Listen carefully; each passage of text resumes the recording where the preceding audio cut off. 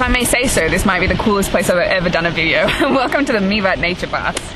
This is insane! It's all natural geothermal activity from underground. The lava is heating this water right now and it's bright blue. I've got my little notes here for the video. As you guys know, I am obsessed with travel. I have been traveling basically my entire life, and the older I get, the more I travel, and right now I'm averaging about 6 to 8 months of travel. And yes, I have a sexy boyfriend now that travels with me a lot. Most of the 43 countries I've traveled to, I've done by myself. Recently, I noticed a lot of you guys are asking me about solo travel and how to do it and what to keep in mind when going out there in the big world by yourself. So here are a few tips for you guys to encourage you to get out there, because I honestly think that there's nothing more important than travel. You can do it! But first, a sexy montage for my sexy rebels watching.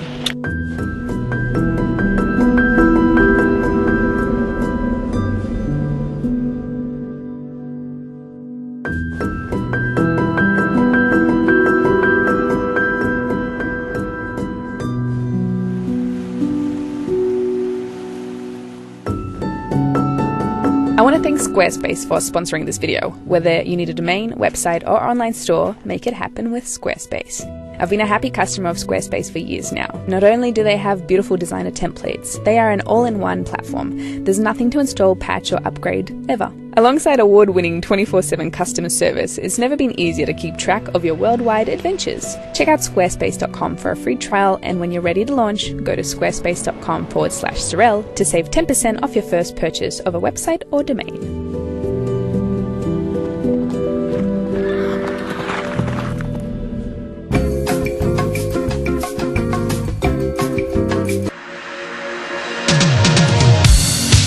It's not as hard as you think. Solo travel is actually quite easy, and you are never really by yourself, because the amount of people that feel sorry for you because you're traveling by yourself, you're going to make friends in no time at all. So loneliness is not a thing.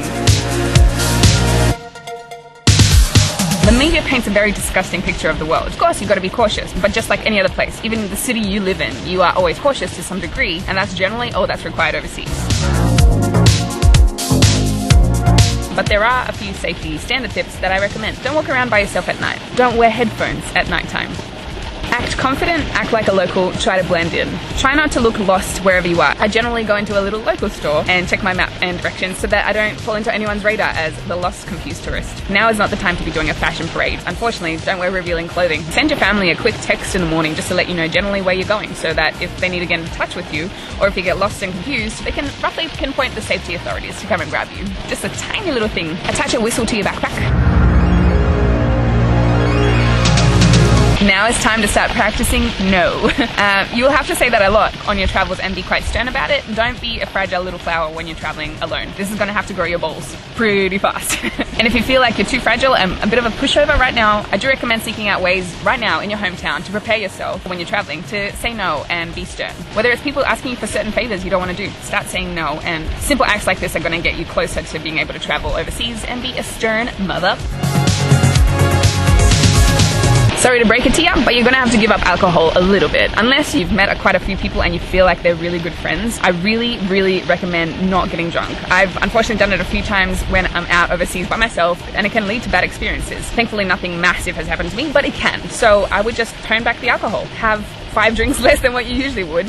Get a little bit tipsy, but to the point where you can still be aware of what's going on around you.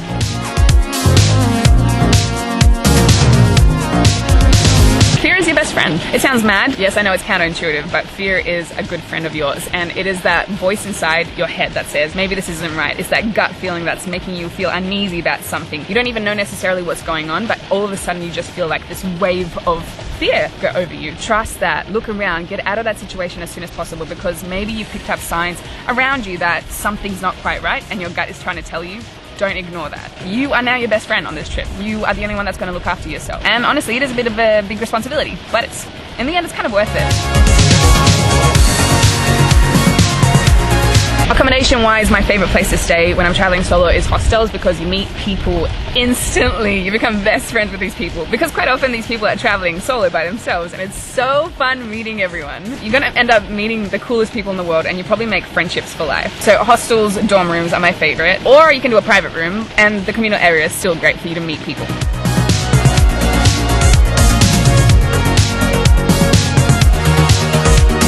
You now no longer have the comforts of leaving your bags with someone when you go to the toilet, say at the airports, and you have to drag all your own shit everywhere. So my rule of thumb is whenever I'm packing, you have that and then you have it again. And that's basically what you'll ever need. You really need hardly anything of what you're going to bring because you wear your clothes on repeat when you're traveling and no one really gives a shit because they probably only see you for about 3 days max.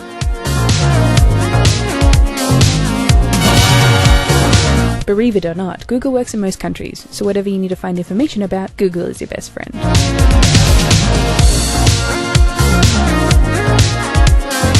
I absolutely love traveling by myself. Your schedule is completely free. You do whatever you want, whenever you want. You eat by yourself, which is one of the funnest experiences I've ever had in my life, just to dine in a fancy restaurant by yourself. People look at you strange, but I kind of think it gives you a boost of confidence because you just seem like that badass that doesn't give a shit. It's really fun. Going to the movies by yourself, going to the museums by yourself. If you want to sleep in, you sleep in. If you want to get up early, you do. You have the freedom to do everything. And the idea that no one really knows you and they don't have a preconceived idea of who you are, it means you can free yourself. It's such a beautiful feeling to experience the world wholeheartedly because you're starting with fresh eyes. You see the world with fresh eyes and people see you with fresh eyes. I highly recommend you do it. Have you guys been on your own solo trips? Please do let me know in the comments below. If you haven't, what are your concerns and what are you going to do to overcome that so you can actually go on this solo trip by yourself? And on that note, that's time for me to go. Subscribe, like, hit the bell. See you later.